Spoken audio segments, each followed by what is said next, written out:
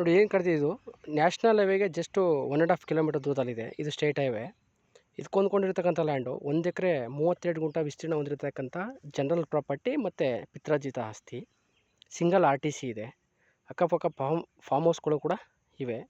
2 ಕಡೆ fencing already complete ಆಗಿದೆ. ಈಗ ಬ್ಯಾಕ್ ಸೈಡ್ ಮತ್ತು ಫ್ರಂಟ್ ಸೈಡ್ ಅಷ್ಟೇ ಫೆನ್ಸಿಂಗ್ ಬಾಕಿ ಉಳಿದಿರ್ತಕ್ಕಂಥದ್ದು.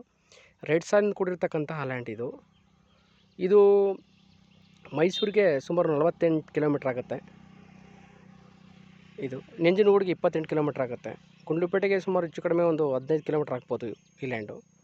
ಯಾರಿಗಾರು ಇಷ್ಟ ಆದರೆ ಕಾಲ್ ಮಾಡ್ಬೋದು. ಹೈವೇ ಪಕ್ಕ ಫಾರ್ಮ್ ಹೌಸ್ ಮಾಡಬೇಕು ಅನ್ನೋರಿಗೆ, ನಿಯರೆಸ್ಟು ಹೈವೇ ಇರಬೇಕು ಅನ್ನೋರಿಗೆ ಈ ಲ್ಯಾಂಡು ಸೂಟೇಬಲ್ಲು ಅನ್ಕೋತೀನಿ. ಹೈವೇಲಿ ಎಲ್ಲ ಲ್ಯಾಂಡ್ಗಳು 1 ಎಕರೆ ಬಂದು 1.25 ಕೋಟಿ ಮತ್ತು 1 ಕೋಟಿ ಆಸುಪಾಸು ನಡೀತಾ ಇದೆ.